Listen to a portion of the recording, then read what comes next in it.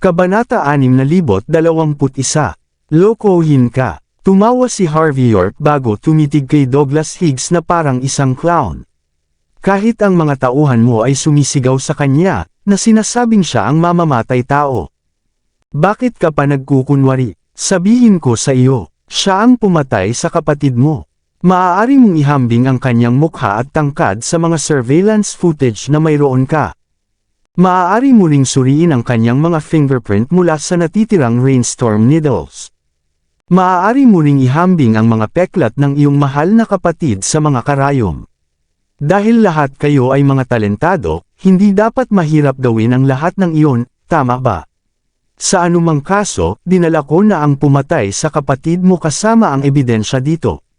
Ginawa ko ang lahat ng aking makakaya sa puntong ito. Kahit na hindi ka mag-aalok ng isang tasa ng tsaa, ang hindi bababa sa magagawa mo ay pasalamatan ako. Nakangiti ng maliwanag si Harvey. Nagkatinginan ang mga mutants. Ang paliwanag ni Harvey at ang ebidensyang ibinigay niya ay higit pa sa sapat upang patunayan ang kanyang kawalang kasalanan.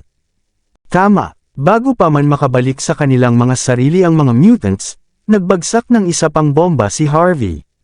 Batay sa aking pag-unawa sa lalaking ito matapos ang kumpirmasyon mula sa iba't ibang pinagkukunan. Nakarating ako sa isang conclusion. Siya ay kabilang sa Smalt sect. Ibinagsak ni Harvey ang isang tumpok ng dokumento sa harap ni Douglas. Kumurap ang mga mata ni Douglas matapos marinig ang pangalan ng Smalt sect. Automatiko niyang kinuha at binasa ang mga dokumento bago magpakita ng isang kakilakilabot na itsura. Mula sa mga dokumentong ibinigay ni Harvey, maraming paraan upang patunayan na ang lalaki ay mula sa Smalt sect. Sa madaling salita, namatay si Emil Higgs dahil sa sekta. Ginagamot ng sekta si Douglas na parang isang tanga, nagpapakita ng mga luha ng buwaya matapos patayin si Emil. Nagdilim ang mukha ni Elaine Garcia bago pa man magsalita si Douglas. Lumapit siya bago tumitig kay Harvey. Paano mo nagawang ilipat ang sisi sa lahat? Ang Smalt sect ay sinusubukang magsalita para sa iyo dahil lahat tayo ay mamamayan ng bansa. Sinusubukan naming pigilan ka na magkaroon ng alitan kay Mr. Douglas. Sinusubukan naming magkasundo dito, at gayon paman. Kinagat mo kami sa likod ng ganito. Ikaw ang pumatay sa lalaki, at sinasabi mo sa amin na tanggapin ang kasalanan. Ang lalaking iyon ay dapat na isang bayaran na aktor. Ang iyong tinatawag na ebidensya ay marahil ginawa sa isang gabi lamang. Sabihin ko sa iyo, si Mr. Douglas ay isang kilalang tao mula sa Amerika. Mayroon siyang matalas na mata. Madali niyang makikita ang iyong mga pukana. Mukhang galit si Elaine, na parang siya ang naagrabyado. Tumango ng bahagya si Douglas bago tumitig kay Harvey. Dahil ikaw ang nagbigay ng lahat ng ebidensyang ito, may mataas na posibilidad na lahat ng ito ay gawa-gawa. May iba ka pa bang ipapakita? Mas mabuting maging hindi matutulan, o hindi ko ito paniniwalaan. Nagngingit-ngit ang mga mutants kay Harvey York dahil sa mga sinabi ni Douglas Higgs. Natural na gagawin nila ang lahat kung bibigyan sila ng utos. Tumingin si Harvey kay Douglas, na mukhang matuwid. Pasensya ka na, pero totoo ang lahat ng ito. Iniisip mo ba na gawa-gawa ko ang lahat ng ito? Iniisip mo ba na karapat-dapat kayo sa ganitong uri ng pakikitungo mula sa akin? Wala kang karapatan. Lahat ay natahimik. Ang mga kalmadong salita ni Harvey ay puno lamang ng paghamak. Nagpakita ng matuwid na galit ang mga mutants, ngunit hindi bababa sa naiintindihan nila ang isang bagay. Hindi gagawa ng anumang gawa-gawa si Harvey. Nagbago ang ekspresyon ni Elaine Garcia. Lumalampas ka na sa hangganan, Harvey. Hindi lang ikaw ay walang matibay na patunay, hindi ka rin nagsisikap na ipaliwanag ang iyong sitwasyon. Ito ay nagpapatunay lamang na ikaw ay nagkasala. Humingi ka ng tawad kay Mr. Douglas at ipaliwanag ang lahat. May pagkakataon pa para maayos ang lahat. Hanggat malilinis mo ang iyong sarili, hindi napapahirapan ni Mr. Douglas ang mga bagay para sa iyo. May pangako ka mula sa Smalt sect. Tumingin si Harvey kay Elaine bago bahagyang ngumiti. Bakit ko pa ipapaliwanag ang isang bagay na hindi ko naman ginawa? Anong nakakatawa? Plano nang umalis si Harvey. Hindi niya gusto ang gulo. Gusto lang niyang linawin ang mga bagay upang hindi siya masisi. May halo-halong damdamin si Douglas tungkol sa saloobin ni Harvey. Huminga siya ng malalim bago sa wakas ay gumawa ng desisyon. Miss Elaine, sabi ni Douglas, na tumanggo sa kanya. Nararamdaman ko ang sinseridad ng Smoltsek. Sinusubukan ka ni Harvey na sisihin pero nagsasalita ka pa rin para sa kanya. Tulad ng inaasahan sa sekta, ang mga mahabagin na tao tulad mo ay hindi magtataksil sa kanilang mga kaalyado sa ganitong paraan. Harvey, sa kabilang banda, paano mo nagawang pumunta sa libing ng kapatid ko at subukang itakwil ang isa't isa? Sino ang nagbigay sa iyo ng lakas ng loob? Lumapit si Douglas na may matigas na ekspresyon. Nang maunawaan ng lahat na gagawa siya ng aksyon laban kay Harvey, mabilis niyang iwinagayway ang kanyang kamay. Swoosh! Ang ningning ng isang talam ay dumaan ng takpan ng lalaki sa lupa ang kanyang leeg sa kawalang paniwala bago bumagsak. Walang umaasang gagawa si Douglas ng ganito. Plano niyang alisin ang ebidensya. Nakatingin si Elaine kay Douglas sa kawalang paniwala bago siya ngumiti. Nakatingin din si Harvey kay Douglas nang may pagtataka. Maaari niyang pigilan si Douglas pero hindi niya ginawa. Ang mga daga na nagtutulungan, sabi ni Harvey pagkatapos pumalakpak. Susuko ka sa paghihiganti para sa iyong mahal sa buhay para sa kapakanan ng iyong sariling kapakanan. Anong kalupitan? Nais kong magkaroon kayo ng masayang honeymoon. Para kay Harvey, nagbigay na siya ng sapat na patunay. Dahil pinatay ni Douglas ang saksi nang hindi hinihingi ang Smoltsek na managot. Maaaring nangangahulugan lamang ito na sinusubukan niyang makuha ang pabor ng sekta. Kung ganoon, wala nang saysay ang pagtatalo. Hanggat walang nagtangkang ilipat ang sisi sa kanya. Nasa gitna na si Harvey York na umalis sa lugar.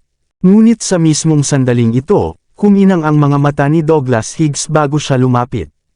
Dahil wala namang kinalaman ang Smoltsek dito. Tiyak na nagkasala ka sa pagpapadala ng lahat ng ebidensyang ito dito nang walang dahilan. Ngayon na nandito ka na, wala nang dahilan upang umalis. Manatili ka na lang kasama ng kapatid ko. Iwinagayway ni Douglas ang kanyang kamay. Mabilis na sumugod ang mga dosenang mutants. Matapos makita ang kaguluhan, umupo ang isang dosenang ekspertong martial artists mula sa Chinatown. Nagningning ang mga mata ni Elaine Garcia nang siya ay tumawa. Makinig ka sa akin, Mr. Douglas. Itigil na natin ito dito. Pagkatapos, inilipat niya ang kanyang tingin kay Harvey. Ikaw, sa lahat ng tao, dapat mong malaman kung gaano katakot ang mga mutants ng Amerika. Makinig ka, kung susuko ka ngayon, maaari kong ipangako sa ngalan ng sekta na si Mr. Douglas ay hindi gagawa ng kahit ano sa iyo hanggang malaman ang katotohanan. Huwag kang lumaban sa mga mutants ngayon. Walang magandang ay dudulot ito. Matapos makita si Elaine na nagkukunwaring may mabuting intensyon. At ang matinding ekspresyon ni Douglas. Nagbuntong hininga si Harvey. Ano ang gusto mong paniwalaan at balak mong gawin? Wala itong kinalaman sa akin. Sabi nga, huwag mo akong subukang sisihin sa isang bagay na hindi ko ginawa. Iniisip mo bang madali akong e-target? O may gusto ka bang mangyaring masama? Gusto mo bang makasama ang yumaong kapatid mo? Pasensya na, pero hindi ako interesado.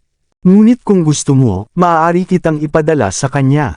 Ako ang magiging dahilan ng muling pagsasama ninyong dalawa. Nagpakita si Douglas ng isang nakakasuklam na ngiti. Sobra na ang usapan. Kung hindi mo sana ponaralisa ang kapatid ko sa simula, hindi na sana siya namatay. Gusto mo bang magbigay ng pahinga? Hindi ka nga karapat-dapat. Galit na iniwagayway ni Douglas ang kanyang kamay. Isara ang mga pinto. Huwag niyong hayaang makalusot ang kahit isang langaw. Agad na isinara ang mga pinto. Sa oras na iyon, ilang ekspertong martial artists ang nagpunta upang harangan ang lahat ng labasan. Napakunot ang noo ni Roman na Klein. Harvey, dapat ko bang? Hindi. Umiling si Harvey. Mga walang kabuluhan lang sila. Ano pa ang magagawa nila kundi lumuhod? Walang kabuluhan. Lumuhod. Ang mga Amerikano ay naglabas ng galit na pagtawa. Dapat iyon ang kanilang linya. Pagkatapos ng lahat, nasakop na nila ang karamihan sa mundo. At gayunpaman, isang taong nasa bingit ng pagkatalo ang nagsabi niyan. Talagang nakakatawa para sa kanila. Si Douglas ay isang kahangahangang tao.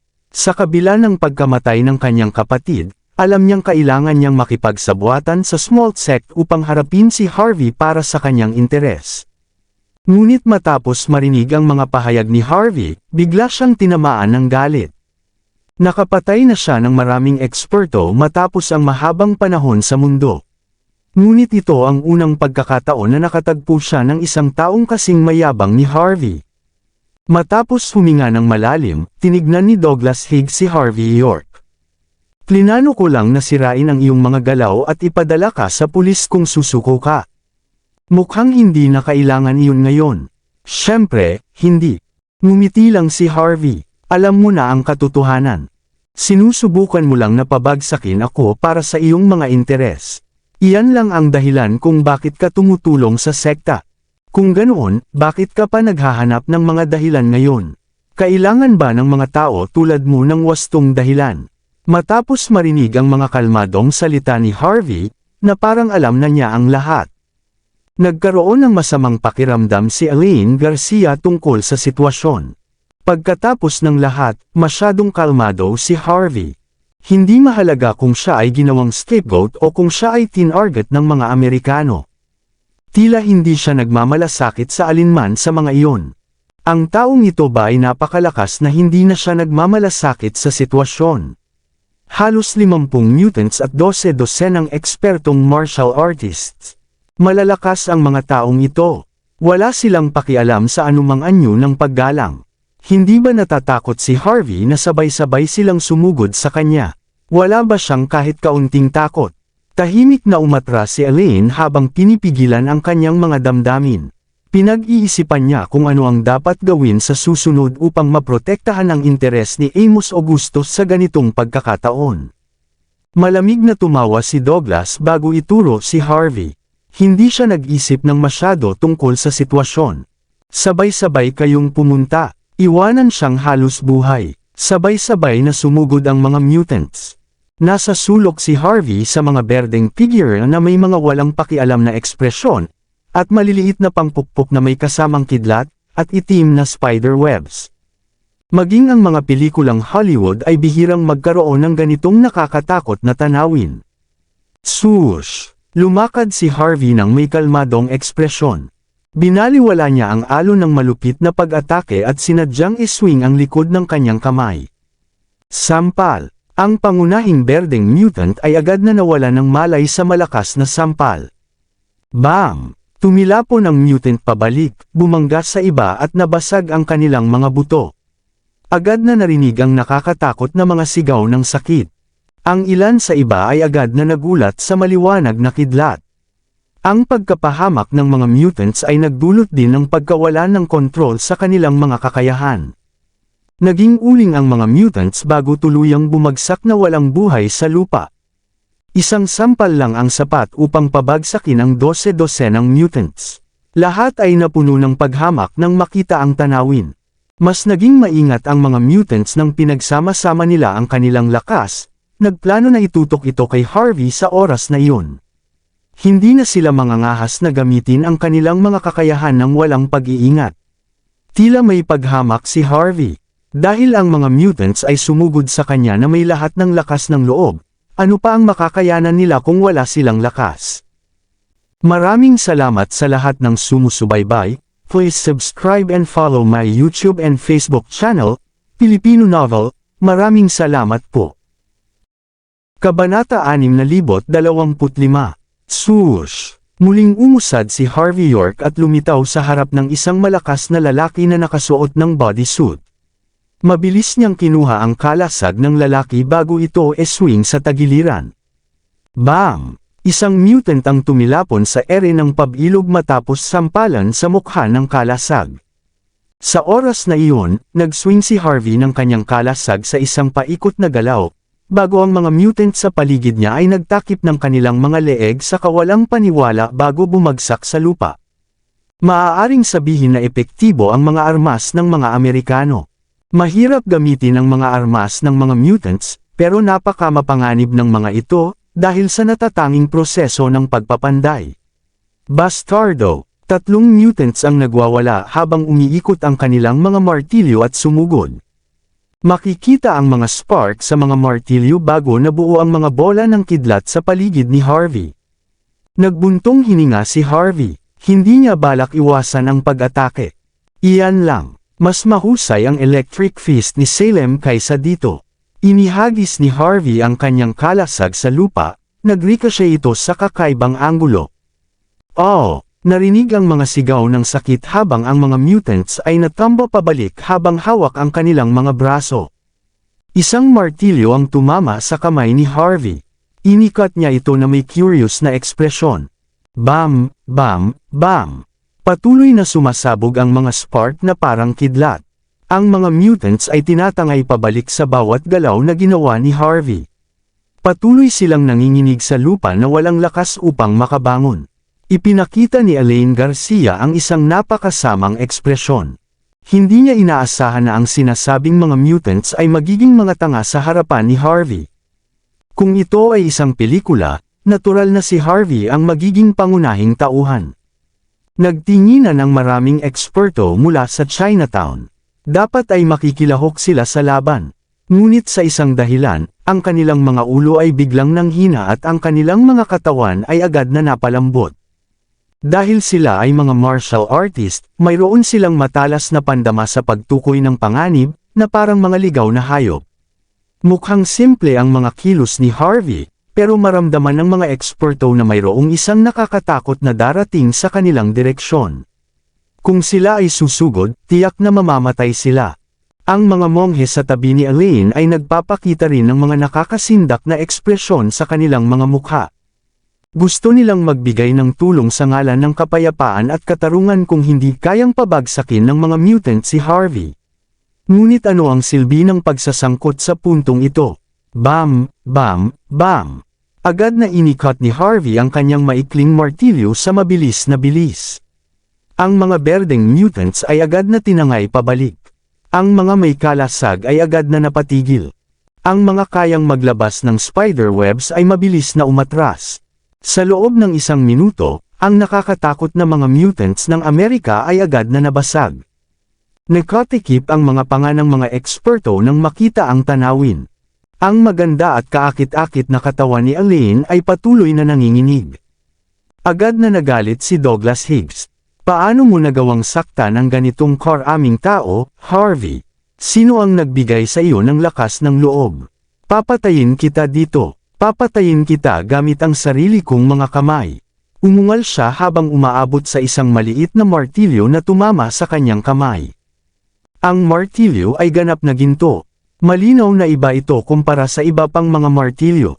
Agad na naging makinang ang mga mata ni Douglas Higgs ng kanyang puwersahang hinablat ang kanyang malawak na robe. Makikita ang isang makalumang armor na western na bumabalot sa kanyang buong katawan. Sa kanyang magulong buhok, mukhang siya ay isang pangunahing tauhan sa isang pelikulang Hollywood. Maingat na pinanood ni Harvey York ang tanawin bago ihambing ang kanyang martilyo sa kay Douglas. Ano ang pagkakaiba ng iyong martilyo sa akin? Ipaliwanag mo. Sumulong si Douglas at nagliyab ang mga sparks sa kanyang mga yapak. Dahil mamamatay ka na rin, sabihin ko na sa iyo. Ang mga mutants ay binibigyan ng mga kakayahan sa pamamagitan ng agham ng genetika ng Amerika. At bilang isang Raiden, walang ibang variant ng mutant ang mas malakas. Kung ituturing mo akong katulad ng iba pang maliliit na kalaban, mamamatay ka sa isang napakasamang paraan. Ipinagkaloob na ang iyong kapalaran kahit gaano ka pa makipaglaban. Biglang lumitaw si Douglas sa harap ni Harvey. Ang buong katawan niya ay naging kidlat mismo. Kroom! Iniwas-iwas ni Douglas ang kanyang martilyo kay Harvey nang marinig ang tunog ng kulog. Maging ang langit ay tila nahahati sa sandaling ito. Ang atake ni Douglas ay tila isang banal na parusa. Ito ang Thunderstrike. Napakalakas ni Mr. Douglas. Sinasabing ang atake ay kayang pumatay kahit sa mga tinatawag na Diyos ng digmaan. Ito ang rurok ng agham ng genetika ng Amerika. Ngayon ang araw kung saan durugan natin ang lahat ng martial arts. Nagsaya ang mga mutants matapos makita ang tanawin. Sa kanilang mga mata, ang martial arts na nangangailangan ng mahabang panahon upang maperpekto ay lipas na. Anuman ang lakas, iyan lamang ang katotohanan para sa mga mutants. At sa panahong ito, ang agham ng genetika ang hinaharap. Hindi mo naiintindihan. Ganap na mali ang iyong mga prioridad. Ang iyong mga kapangyarihan ay hindi sa iyo upang simulan. Kung hindi ka sapat na malakas, ano ang silbi ng iyong mga kapangyarihan sa simula? Bahagyang umiling si Harvey nang makita ang nakamamatay na atake ni Douglas. Hindi niya balak itong iwasan. Parang magiging alikabok si Harvey kung tamaan siya ng atake, ngunit dahan-dahan niyang iniunat ang kanyang kamay. Agad na nag-freeze ang spark ng kidlat. Hawak ni Harvey ang kidlat sa kanyang kamay. Agad na na-reflect ang atake ni Douglas pabalik sa kanya sa isang simpleng pag-flick ng daliri ni Harvey. Nabasa siya ng malamig na pawis habang siya ay nagmamadaling umatras. Naaga niya ang atake sa huling sandali. Ngunit sa puntong ito, ang kanyang buong katawan ay lubos na nabasa. Mayroong humawak sa atake. May mga ganitong tao. Bago pa makapagbigay si Douglas ng pangalawang galaw, sumulong si Harvey at lumitaw sa harap niya. Sa ilalim ng nagulat na mga mata ni Elaine Garcia at ng iba pa, kalmado niyang inabot ang leeg ni Douglas. Ito na ba ang kayang gawin ng agham ng genetika? Bakit ka masyadong nahuhumaling dito sa halip na pagbutihin ang iyong martial art? Ano ang iniisip mo? Naramdaman ni Douglas Higgs ang kahihiyan at kawalang pag-asa matapos marinig ang mga salita ni Harvey. Naniniwala siya na siya ay walang kapantay dahil sa kanyang kapangyarihan bilang isang Raiden. Inisip niyang alam niya ang lakas ni Harvey at nagsagawa ng maraming training simulations upang harapin siya. Nagawa niyang makamit ang tagumpay sa kanyang mga sesyon ng maraming beses, na pinapabagsak si Harvey. Ngunit hindi niya inaasahan na ang kapangyarihang ipinagmamalaki niya ay wala palang halaga kay Harvey. Ganap na pinabagsak siya ni Harvey gamit lamang ang isang kamay. Hindi nagplano si Douglas na sumuko. Huminga siya ng malalim bago kinagat ang kanyang mga ngipin. Bastardo, ako ay isang upperclassman na may American citizenship. Hindi mo ako kayang patayin. Kung masaktan mo man ako, magiging diplomatic dispute iyon. Kapag nangyari iyon, sisiguraduhin kong magdusa ka. Sobrang ayaw ko sa mga tao na nagbabanta sa akin. Nagtataka lang ako, paano mo plano na magdusa kapag patay ka na? Piniga pa ni Harvey ang kanyang pagkakahawak. Pakiusap, magkaayos kayo. Hindi naglakas ng loob si Elaine Garcia na lumapit habang siya ay nagsasalita ng may pangangatag. Mabilis niyang inilabas ang kanyang telepono upang magpadala ng ilang mensahe. Hindi mo ba iniisip na masyado kang mayabang, binata? Isang dignidad na boses ang umalingaw-ngaw mula sa likuran. 13 lalaki na nakasuot ng robe ang lumitaw, at pumapalibot sa isang payat na matandang lalaki na may uban na buhok sa isang puting robe.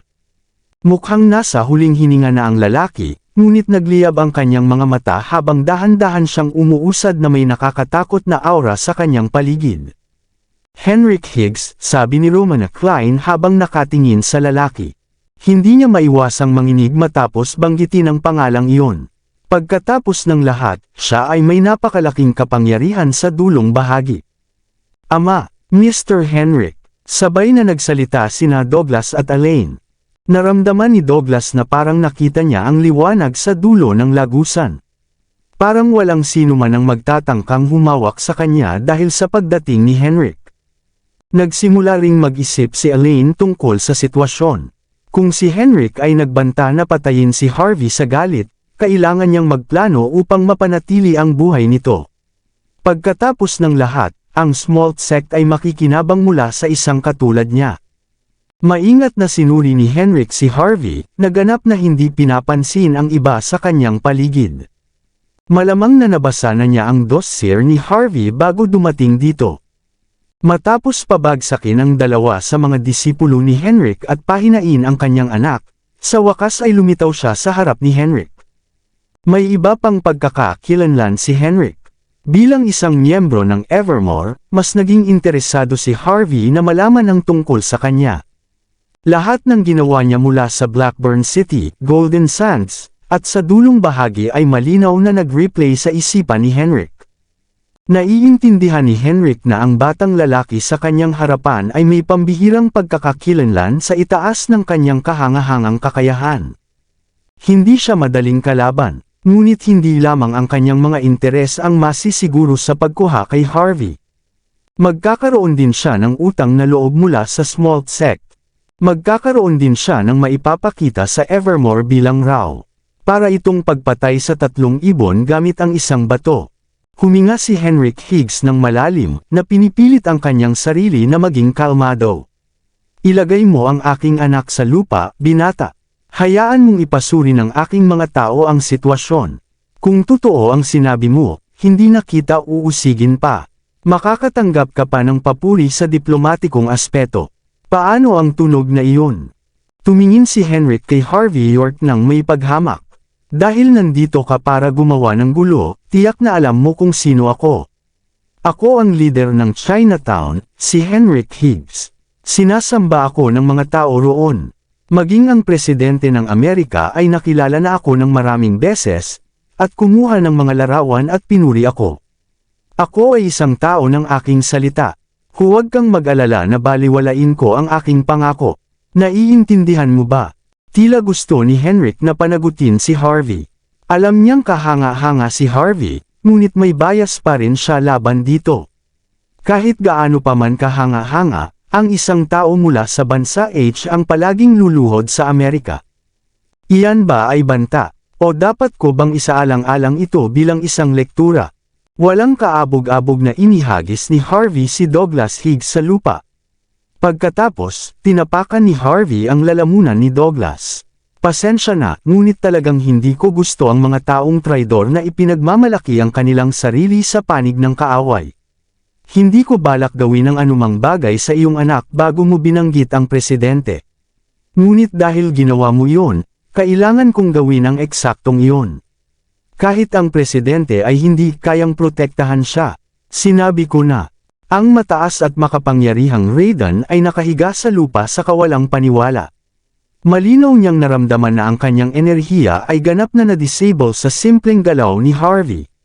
Para sa isang mutant, ang pagkakabansot ng kanilang enerhiya ay maaari lamang mga hulugan ng kamatayan. Nagpakita si Douglas ng isang mapanlikhang tingin. Siya ang batang Panginoon ng Chinatown, at isa sa mga pinakarespetadong tao roon. Ang isang tao tulad niya ay nakatakdang umangat, kahit na sila ay exempted mula sa mismong kamatayan. Si Douglas ay isang pangalawang uri ng mamamayan sa Amerika, ngunit mayroon din siyang kapangyarihang baliwalain ang batas. Anuman ang kanyang gawin, si Henrik, ang mahalagang bisita ng presidente, ay nasa kanyang likuran. Gayunpaman, hindi makagawa si Henrik kahit matapos ang kanyang personal na paglitaw. Naramdaman ni Henrik ang kumpletong pagkamuhi. Sa kabila nito, wala na siyang pagpipilian kundi tanggapin ang realidad. Young Master Douglas, anak ko, lahat ay nagising sa katotohanan ng magsisi si Douglas sa kanyang desisyon. Nakarinig ng mga sigaw ng dalamhati at galit habang nagpakita ang mga galit na ekspresyon sa paligid. Ang buong katawan ni Henrik ay nanginginig sa kanyang maputlang mukha. Anak ko, siya ay isang bayani na kasing taas ni Dorian Howell noon. Pagdating sa Amerika, nagawa niyang ipatayo ang Chinatown. Ang tanging ito ay sapat na upang ipakita ang maraming problema. Ngunit ang kanyang sariling anak ay napunta sa ganitong kalagayan. Higit sa lahat, tila hindi alintana ni Harvey ang kanyang napakalaking pagkakakilanlan. Ito ay simpleng hindi mapapatawad. Naramdaman ni Henrik Higgs ang pagtaas ng kanyang adrenaline. Ang mga damdamin ng pagkabigla, galit, at kawalang paniwala ay nag-apoy sa kanyang buong katawan, na matinding nagtutulak sa kanya na sapilitan si Harvey York. Ang takot niya kay Harvey ay ganap na nawala. Gusto niyang mamatay si Harvey ng labis. Ang 18 eksperto sa paligid niya ay lahat ng kanyang mga disipulo. Ang mga taong ito ay nagalit. Lahat sila ay sumulong na may mga ulo na nakayuko sa gilid. Ang lugar ay malapit ng maging ganap na kaguluhan. Ang mga mata ni Elaine Garcia ay nanginginig habang patuloy siyang umatras. Nakita niya si Harvey sa isang bagong liwanag. Dati niyang iniisip na ang kanyang mapanlikhang batang ginoo ay kayang gamitin si Harvey, ngunit sa wakas ay naunawaan na niya. Iyon ay simpleng imposible. Kahit gaano pa man kahanga-hanga si Amos Augustus, hindi niya kailanman makokontrol ang isang taong katulad ni Harvey.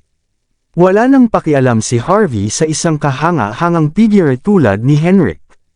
Kung ganoon, hindi rin magiging mas mabuti si Amos. Harvey, papatayin kita. Papatayin kita ngayon din. Papatayin kita ng piraso. Huhukayin ko ang iyong mga ninuno upang sunugin sila sa mga piraso.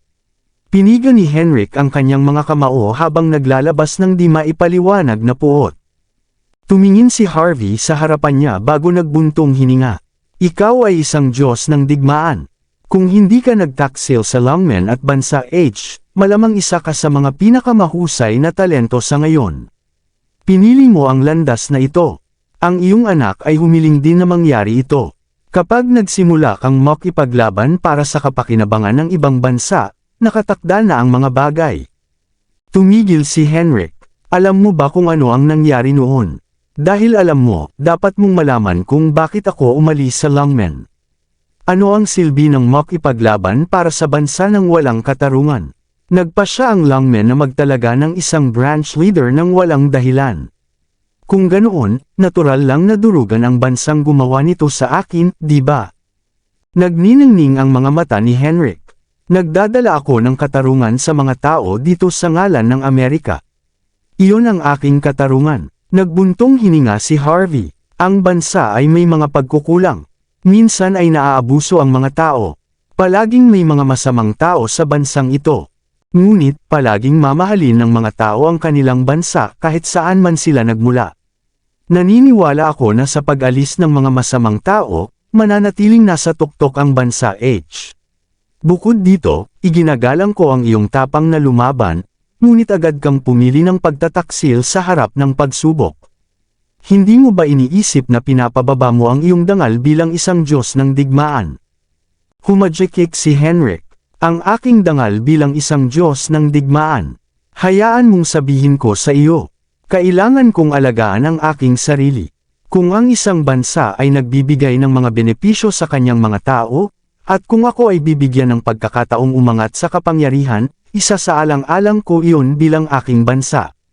Ngunit kung hindi ito nagbibigay ng anumang benepisyo, ano ang silbi ng pagtataksil dito? Kabanata 630. Nagbuntong hininga si Harvey York matapos marinig ang mga mapagmataas na salita ni Henrik Higgs. Ayaw ko sanang maging ganito kamalabo sa simula. Hindi kayo naglaban ni Dorian noon.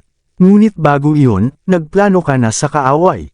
Bukod sa kakulangan ng iyong kakayahan, hinding-hindi papayagan ng Longmen na umangat ang isang traidor. Iyan ang dahilan kung bakit hindi ka pinayagang makipaglaban. Hindi mo ba naiintindihan?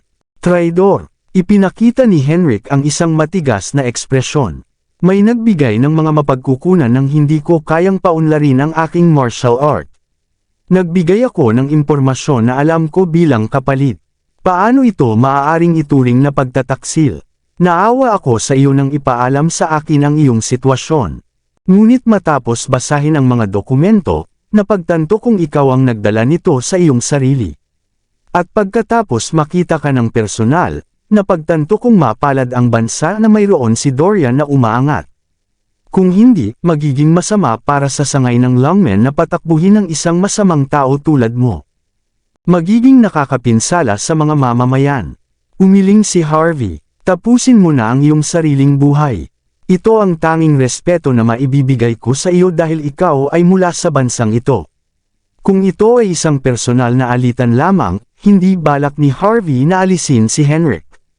Ngunit batay sa pag-uusap, naunawaan ni Harvey. Walang pakialam si Henrik sa Bansa H. Ang tanging iniisip niya ay ang kanyang sarili. Handang isakripisyo ang anumang bagay para lamang umangat sa ranggo. Ang isang tao tulad niya ay magwawasak sa Bansa H gamit ang kanyang lakas at awtoridad kung hindi siya mamamatay. Iyan ang tanging dahilan kung bakit nais ni Harvey na patayin siya. Respeto. Gusto mong patayin ko ang sarili ko.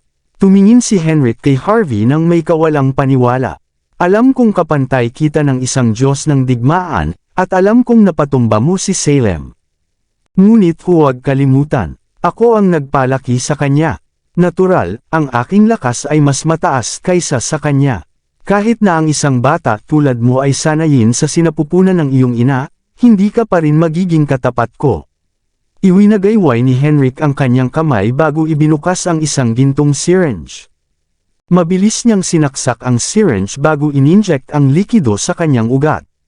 Bam, bam, bam. Agad na lumaki ang kanyang payat na katawan. Ang kanyang gray na buhok ay naging itim. Para bang bumalik si Henrik sa kanyang dating kaluwalhatian. Ang pagbabagong iyon ay nagpalakas ng kanyang enerhiya ng mabilis. Ang kanyang fighting spirit ay naging mas maliwanag. Isang di maipaliwanag na presyon ang agad na bumalot kay Harvey. Bam! Yumigkas si Harvey sa lupa, ginawang alikabok ang mga ladrillo. Si Henrik ay tiyak na ang pinakamalakas na tao na nakilala ni Harvey sa outskirts sa ngayon. Ang everlasting elixir.